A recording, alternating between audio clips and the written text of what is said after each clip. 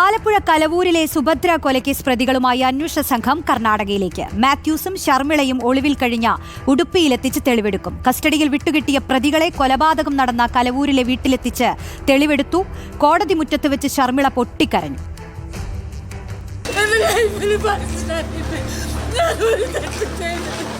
എന്നമ്മ പറഞ്ഞോണ്ടിട്ടായിരുന്നു നല്ലതിനൊക്കെ കുറെ സമയം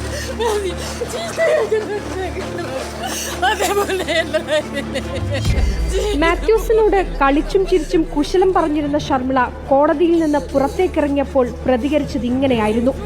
താൻ തെറ്റ് ചെയ്തിട്ടില്ലെന്ന് പറഞ്ഞുകൊണ്ട് പൊട്ടിക്കരയുന്ന ശർമിളയെ തന്നെയായിരുന്നു തെളിവെടുപ്പിനിടയിലും കണ്ടത്.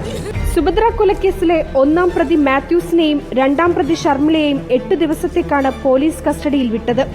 പ്രതികളുമായി അന്വേഷണ സംഘം ആദ്യമെത്തിയത് കലവൂരിലെ മൃതദേഹം കുഴിച്ചിട്ട വാടക വീട്ടിലായിരുന്നു. സുഭദ്രയെ എങ്ങനെ കൊലപ്പെടുത്തിയെന്ന് അന്വേഷണ സംഘത്തിനോട് കൃത്യമായി മാത്യൂസ് വിവരിച്ചു നൽകി. വയോധികയെ ശ്വാസം മുട്ടിക്കാൻ ഉപയോഗിച്ച ഷാൾ കത്തിച്ചു കളഞ്ഞ സ്ഥലവും പ്രതികൾ കാട്ടിക്കൊടുത്തു.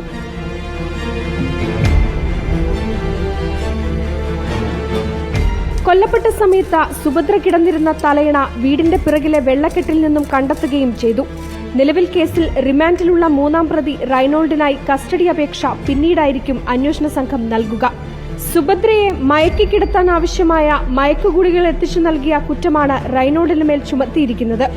അതുകൊണ്ട് തന്നെ മാത്യൂസിന്റെയും ശർമിളയുടെയും തെളിവെടുപ്പ് നടപടികൾ പൂർത്തിയാക്കിയതിനു ശേഷമായിരിക്കും റൈനോൾഡിനെ കസ്റ്റഡിയിൽ വാങ്ങുക. ഉടുപ്പി, തോപ്പുംപടി, ആലപ്പുഴ എന്നിവിടങ്ങളിലാണ് പ്രതികൾ സുഭദ്രയുടെ സ്വർണം പണയം വെച്ചത്. തുടർന്നുള്ള ദിവസങ്ങളിൽ ഇവിടങ്ങളിലായിരിക്കും തെളിവെടുപ്പ് നടക്കുക.